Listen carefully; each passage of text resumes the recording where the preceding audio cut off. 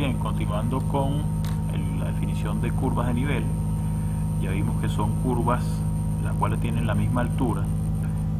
Faltó mencionar que también son llamadas isolíneas, cuyo nombre no es muy formal, puesto que isolínea hace referencia a líneas similares. En este caso las curvas son similares porque tienen la misma altura. En otras palabras, isolínea podría ser cualquier grupo de líneas que se parezcan. Por eso es mejor llamarlas curvas de nivel, para destacar que son curvas que describen nuestro terreno.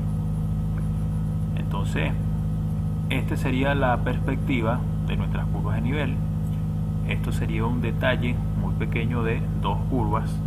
Podemos ver algunos ejemplos reales. Las curvas de nivel se ven de esta manera. Aquí tenemos una topografía bastante densa.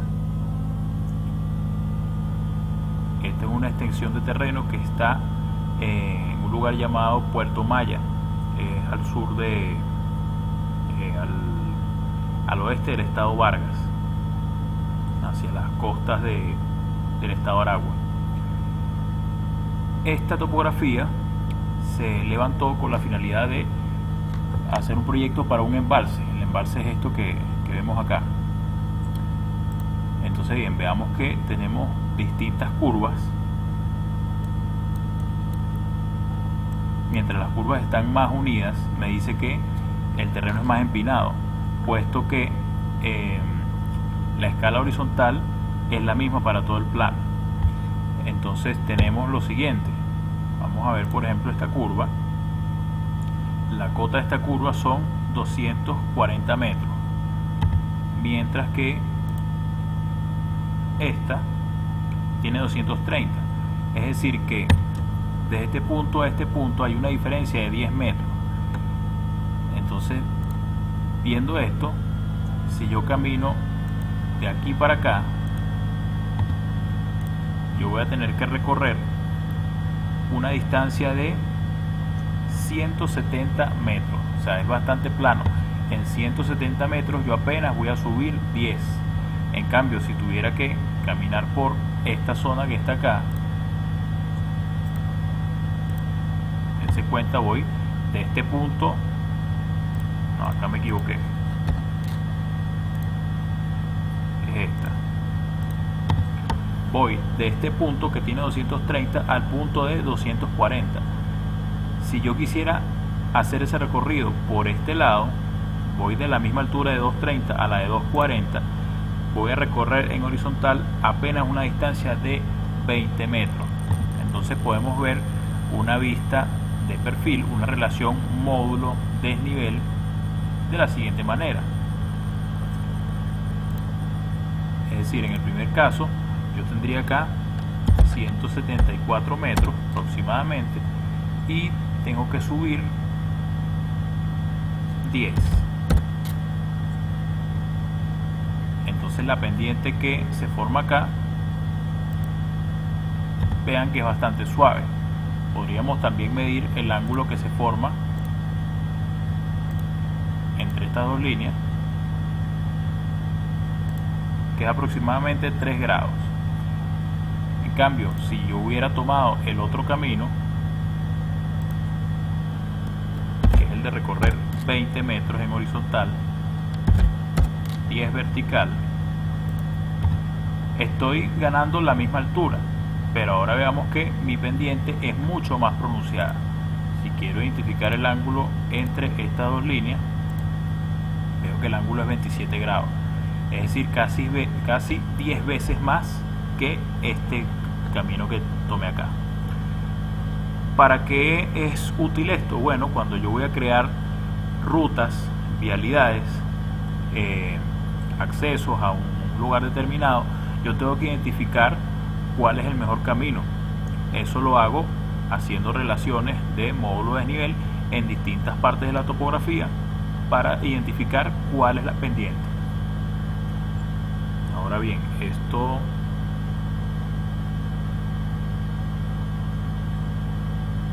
ok, aquí tengo mis dos caminos.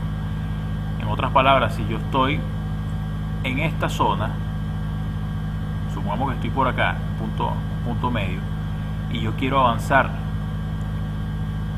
quiero seguir recorriendo esta montaña y llegar a este punto, entonces tengo que por acá va a ser una ruta más corta, pero con pendiente más pronunciada, mientras que si me meto por este lado voy a tener rutas más largas, pero la pendiente es más suave, y depende de lo que tenga que pasar por ahí o cómo tenga que llegar. Si tengo que pasar camiones, maquinaria pesada, etcétera, me conviene más una pendiente suave. Vamos con otro ejemplo. Esto que está acá es un urbanismo. Vean que la topografía es menos densa porque el área es mucho más pequeña. Esto que vemos acá son parcelas. Estas parcelas tienen 168 metros cuadrados. Observemos que las dimensiones que estamos hablando son bastante grandes. Estamos hablando acá de 16 metros de largo por 10,63 de ancho. Entonces me da estos metros cuadrados que tiene la parcela. Este centro comercial viene siendo mucho más grande, es casi el tamaño que ocupan unas 10-12 parcelas. Tenemos acá un centro asistencial, por acá unas canchas. Es un urbanismo completo, un urbanismo que se proyectó. El lugar se llama Los Semerucos, existe aquí en Venezuela.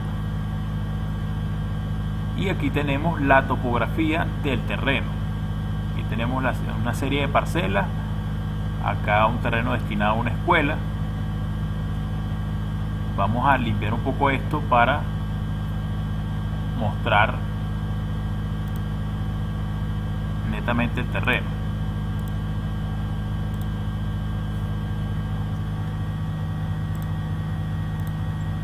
Ok. Entonces tenemos acá las curvas de nivel roja. Esto se hace con frecuencia.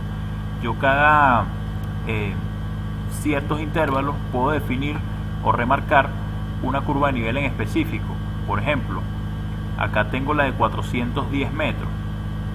En el terreno voy a tener muchas curvas de nivel, pero yo puedo marcarlas cada 5 metros, por ejemplo, para ver las más importantes.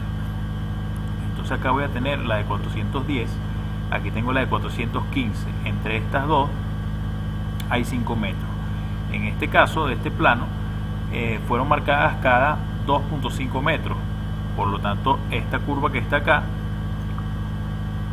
va a estar entre 4.10 y 4.15, así que esto es 4.12.5.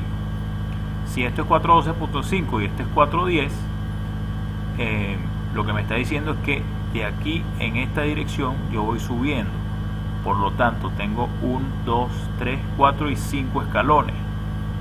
Si de 4.10 tengo que llegar a 4.12.5, cada escalón de esto va a medir medio metro. Ahora bien, si trazamos una línea por acá,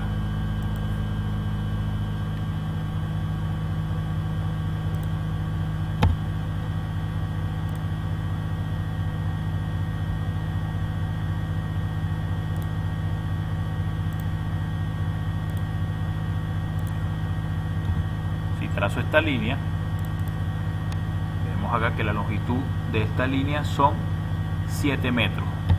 Por lo tanto, si yo quiero dibujar la relación módulo-desnivel, el módulo van a ser 7 y el desnivel van a ser 0.5. Me voy por acá, dibujar la relación. Tengo acá 7 metros y acá tengo 0.5. Al unir estos dos puntos, voy a tener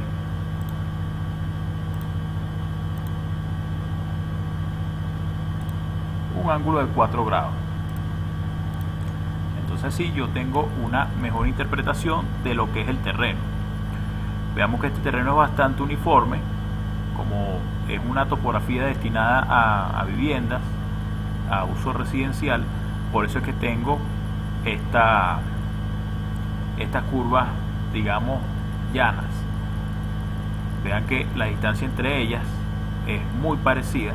Es decir, si yo tomo el módulo acá o lo tomo de este lado, bueno, a lo mejor en un lado me da 7 metros, en el otro 7.2, 7.5, pero sigo en ese orden. A diferencia de este otro ejemplo, donde la topografía es muy variada. Es una topografía montañosa. Tenemos pendientes muy empinadas.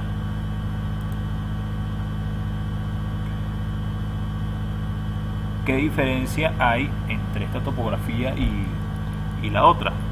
Bueno, simplemente estos son terrenos naturales. Dependiendo de su acceso, se les asigna un uso y hacemos un levantamiento topográfico. Según el levantamiento que se haga, entre otras condiciones, podemos definir mejor el uso. En este caso, este terreno, que es bastante llano, se destinó a uso residencial. Sería un poco osado utilizar un terreno como este para uso residencial, porque yo no puedo construir una vivienda acá en esta montaña. Entonces tendría que hacer un corte y crear un espacio plano para poder plasmar ahí una vivienda. Eso lo veremos más adelante en la asignatura.